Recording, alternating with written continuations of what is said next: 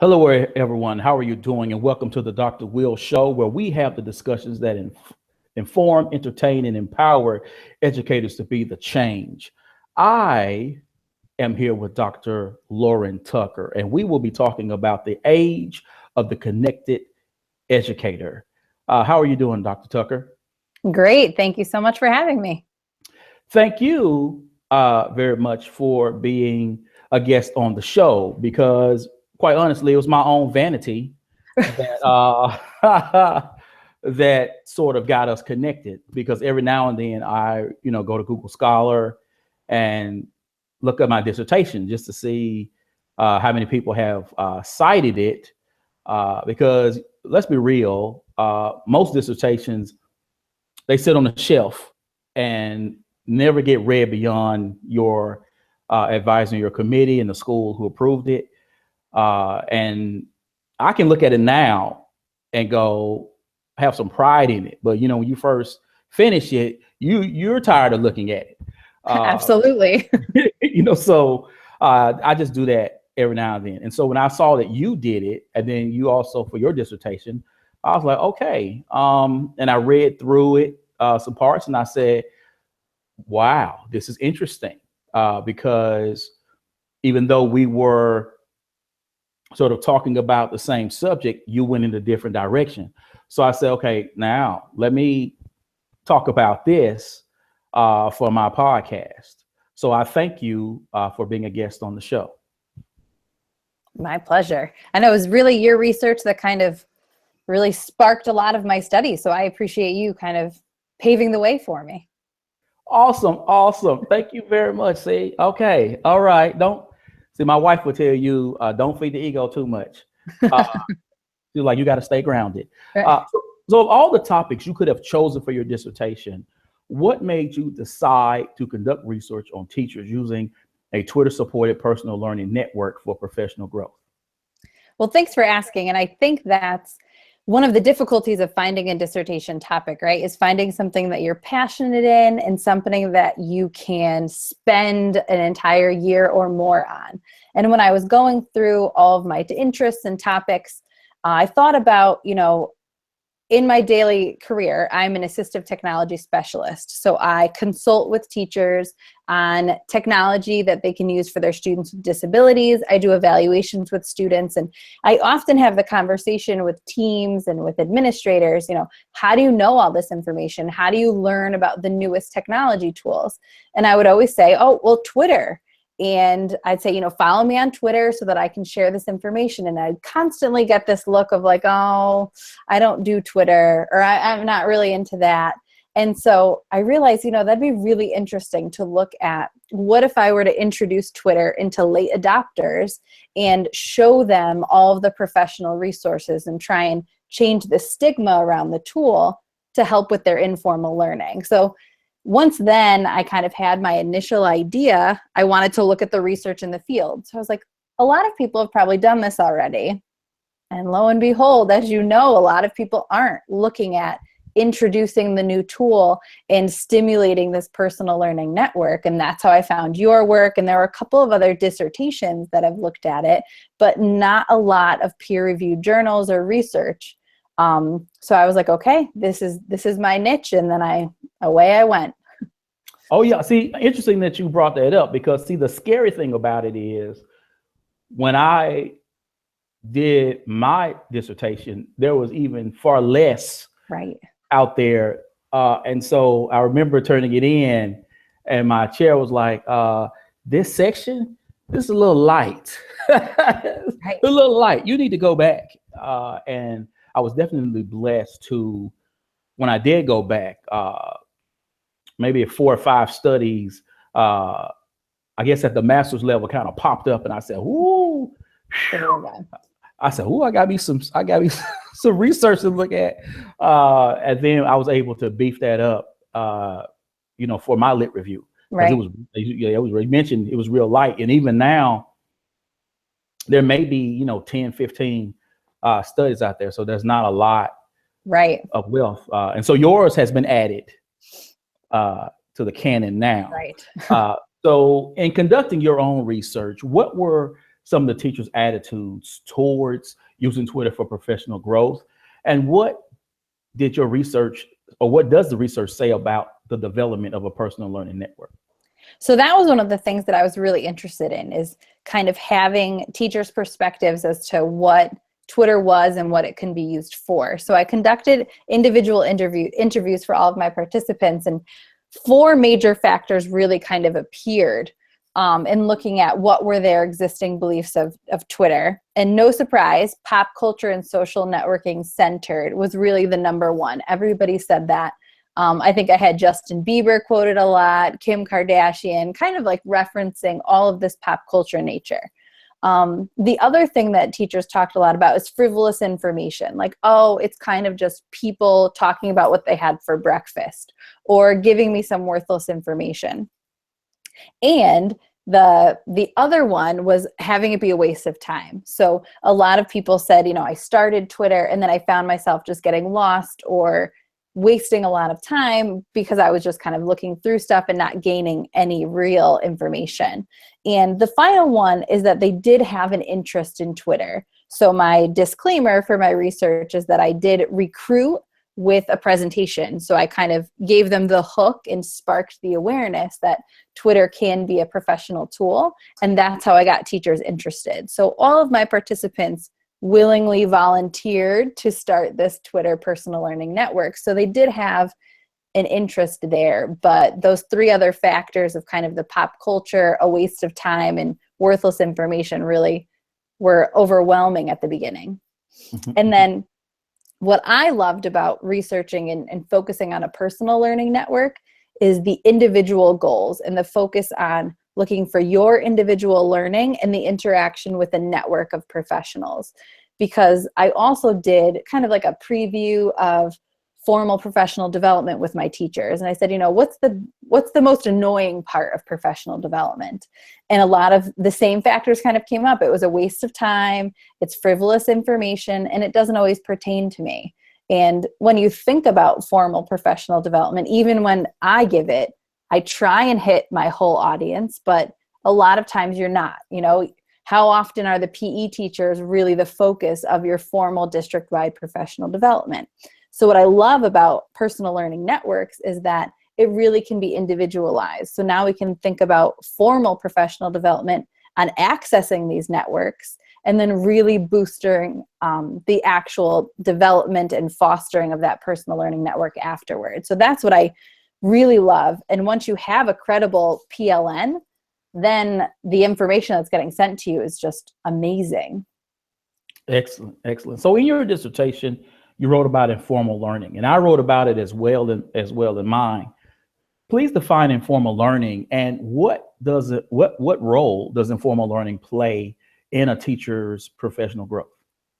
So there's lots of ways to define informal learning. So particularly what I used is I combined a couple of different researchers' perspectives of informal learning, but really looking at something that occurs throughout a teacher's daily routine and activities. So kind of almost like incidental learning or trying to solve a problem and learning through that, really looking at the opposite of having a formal objectives and sitting through formal professional development. What I also really focused on is so much research has been done on how much teachers participate in informal learning and what activities that they participate in. So looking at reflection, collaboration, reading educational materials. And so those were really the activities that I focused on and I used to kind of reflect how Twitter supports the informal learning that teachers are doing. So the way that I kind of also spun Twitter is that I found that it really could be evidence of informal learning. So as the definition that I used really supports that we're, as a professional teacher, informal learning activities throughout the day, but we're not documenting it. You might be collaborating with your professional. You might just be Google searching something, trying to find a new app for a student, and we're learning throughout the day, but we don't have evidence. We're not taking a survey at the end of the day to say, yes, I learned this, yes, I learned that.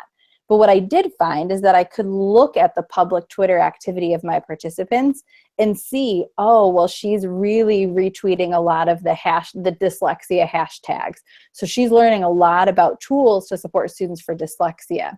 And that was one of the things that I thought was so valuable, is that it really could be evidence of our informal learning. And so what I started doing is, for my teacher evaluation artifacts, when I get evaluated through my administrator, I started pulling up my Twitter feed, and I'd print it out and I'd put it in my log to say, look at all of the things that I've been doing. Look at the Twitter chats I've participated in, to really show how I'm learning through Twitter and how I'm growing my personal learning network.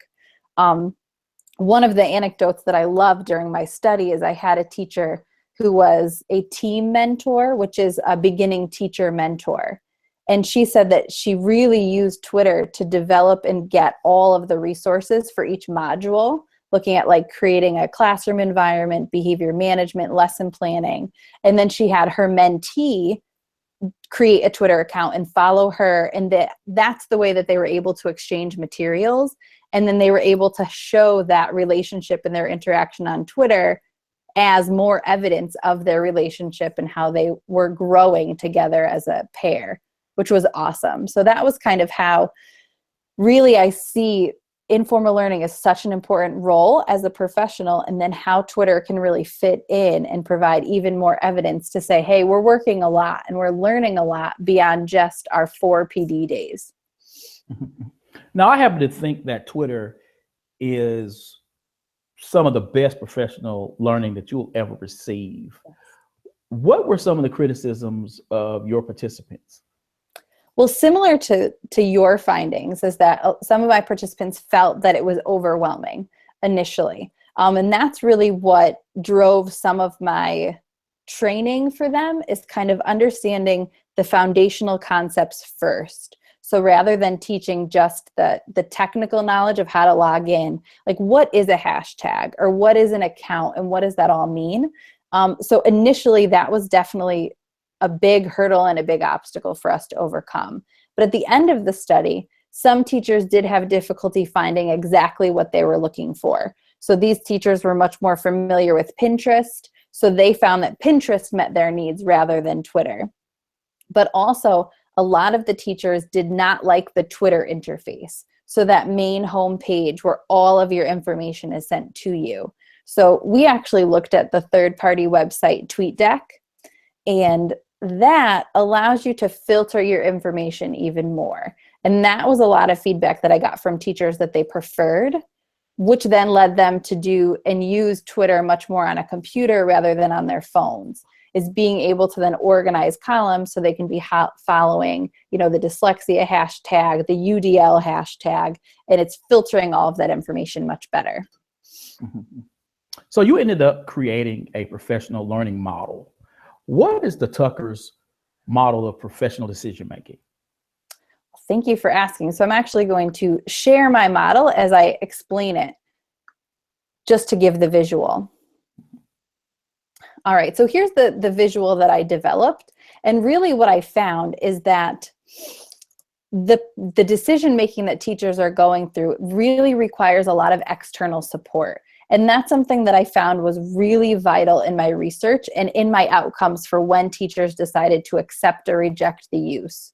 So at the beginning of the model, you can see here there's this black arrow, and this is the initial external stimulus. So kind of providing that awareness of, hey, this tool or this strategy is out there, because it begins to challenge personal attitudes and beliefs. And that's what I started initially in my research, is saying, I know that you really see Twitter as pop culture and as kind of this way of social networking. However, there's a whole professional side that you really can help. And I went to a conference and the presenters actually made the analogy that finding the professional side of Twitter is kind of like Harry Potter discovering that there's a world of witchcraft and wizardry.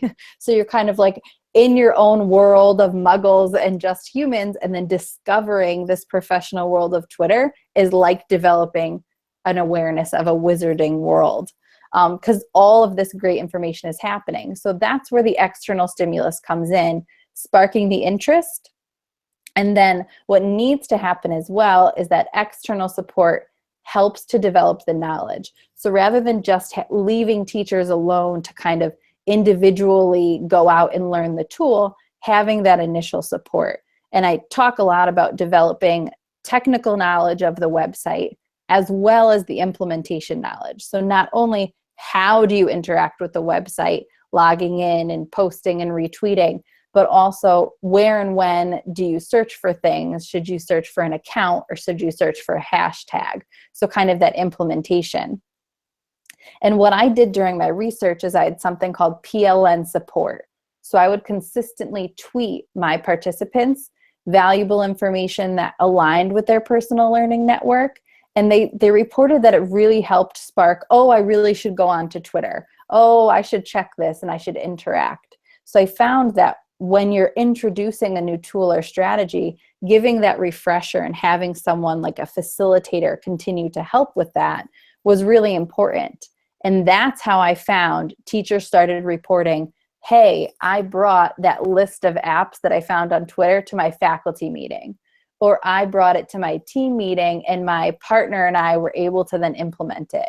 So they were able to hit the stage of sharing with a learning community, which we all know is so important in teaching because we're collaborating constantly.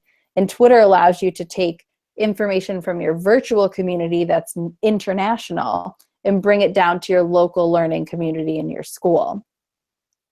And then finally, what teachers then were able to do is implement and experience outcomes in their professional practice. So kind of now I've developed my knowledge, I've shared it, and now I'm seeing either the positives or the negatives to then help me make the decision whether I'm going to continue on with this tool and this strategy or then reject it and look and find something else. So I found that this model worked really well with Twitter, and what I'm eager and starting to do my future research on is generalizing the model into introducing other tools or other strategies to really help with professional development. Because part of what my day job is I do provide professional development for districts, but a lot of times it's that one day shot. It's that formal PD all day and that's it. And I really believe that if we could start introducing more of this external support in informal learning paired with the formal learning, we'll see a lot more long-term success with some of our initiatives and introducing new tools and strategies to teachers. And that is my model for professional decision-making. Thank you for sharing. What was your greatest takeaway from your research? As I talked about in the model, one of my greatest takeaways was the role of the external support and how important it was for me to help the teachers and continue on using the tool and continuing to explore with it. I found that whenever I would send a tweet or kind of support them, there was a flutter in Twitter activity, which can be expected. But then now, because I follow them and we're all interacting now, I do see them all still using it, which is really great. You know, I mean, we all know when you're participants in research and you all know what you're expected to do. But it was really nice to see it actually working. So now these teachers are active on Twitter now. And it really was nice to see that my very structured support in the beginning, once it was faded away, they continued on. And that was my huge takeaway, is that, you know, which is one of the reasons why I'm eager to take the model and transfer it over into something else, is that that structured external support really did seem to make this decision to keep going actually continue to keep going. Awesome. Now, because I met with my participants on a weekly basis, Mm-hmm. and it was sort of like a check-in. How are things going? What did you learn?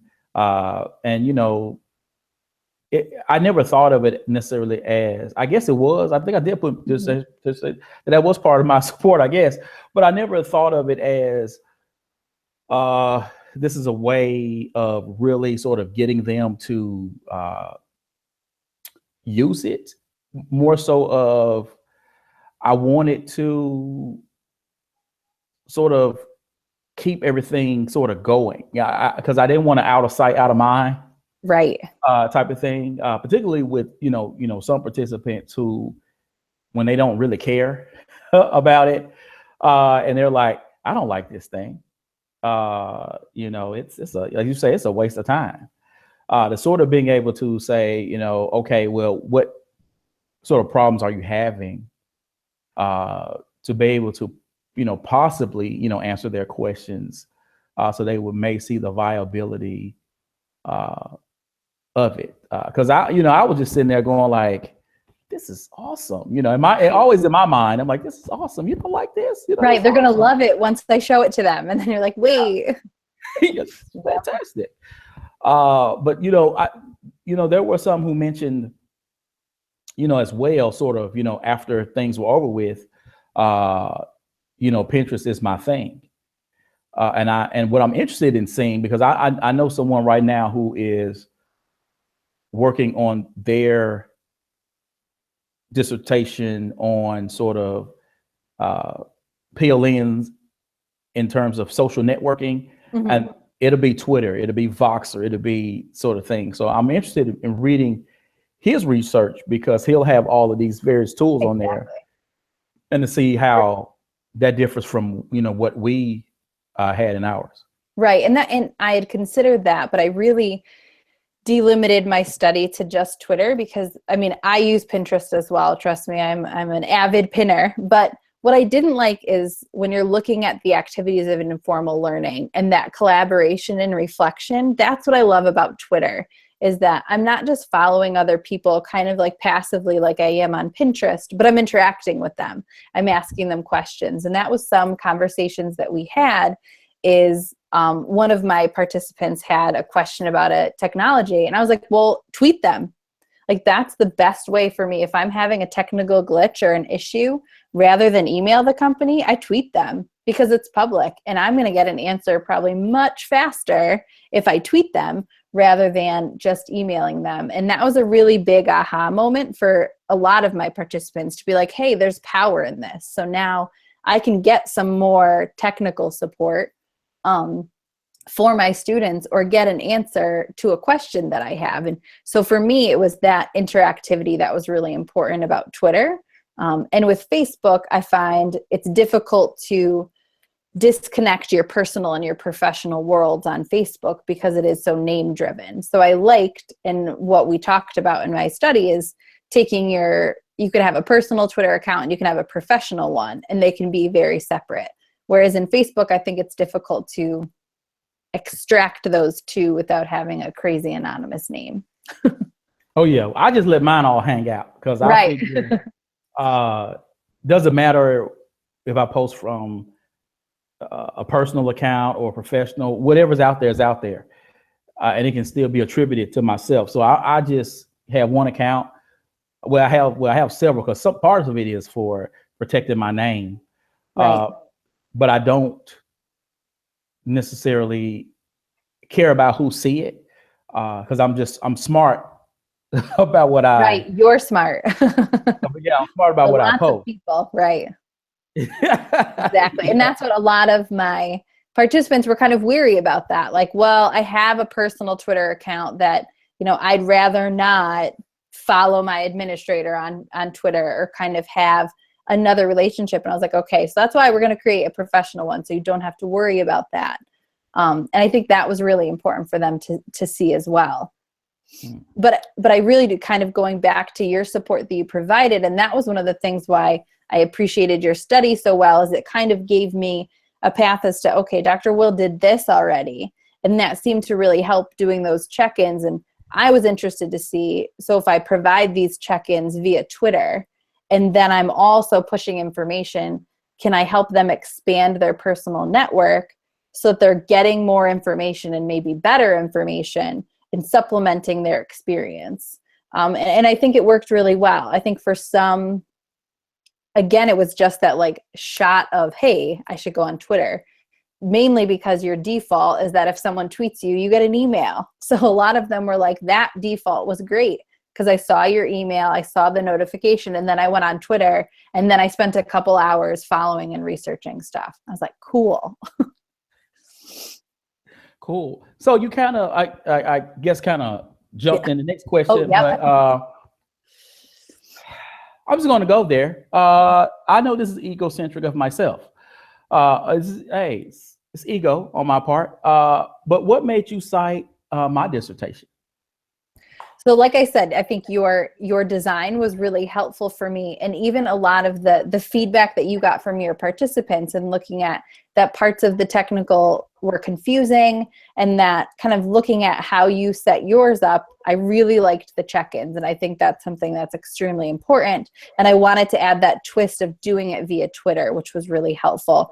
And the other thing is that most of the research existing that I found in looking at the professional uses of Twitter were kind of evaluating people who are the early adopters. And I don't even know if we're early adopters by now. I think people who are already using Twitter and kind of analyzing how and why they're using it. But unique to your study is kind of looking at the late adopters. So initiating someone's use of Twitter. And that was what I was really interested in, is kind of helping, what is this process that we can help some of these late adopters who haven't taken a hold of this awesome tool, or even informal learning via social networking, and then how can we help them? Because in doing assistive technology, I introduce a lot of tools and a lot of technology tools that I'm sure you've experienced to a lot of teachers who are very resistant, who have, you know, preconceived notions about using an iPad for instruction or introducing a communication app or a device. And so what I really wanted to see, and why the model to me was so important, is that it really could help me introduce technology to some more resistant teachers, and how can I help them in this process. And really the key was that external support and helping them through these different stages and finalizing with experiencing these outcomes in their classrooms. Awesome. Awesome. Again, you know, thank you for that. No problem. I still check every now and then. I go, who's citing? Who's citing? Well, for me, it was awesome because I was like, someone read my dissertation. Like you said, it's that moment where I feel like only a couple of people have read it. Like, there's only so many times I could push it to my husband. And now I was like, look. Yeah, it's very interesting because there's a site, PhD to Published, and they interviewed me about my sort of my plans for my dissertation. And I told them, I said, I'm putting this bad one online. Now, of course, you know, it's on ProQuest, but ProQuest, unless you are a current graduate student, or you're willing to pay the fee to get access, or like my university, we keep our email address and we are able to still have access to the library, even though we have graduated. Most people don't have access to ProQuest. So I said, you know, I'm just going to put this bad boy up on Google Scholar, and hey, anybody want to get it, you know, have at it. So I just wanted to really get it out there so people can get a feel for it. But you never know if it's valuable to someone else, particularly, as you know, when I was finishing chapter 5, my original draft of chapter 5, I did that in 2 days, and my chair was like, "Okay, Will, you need to slow down, and you need to take your time with it." But I said, I need this thing out of my life. Right. I really need to be finished because I'm tired of it. I'm like, I'm tired of it. Yeah. Oh God, please.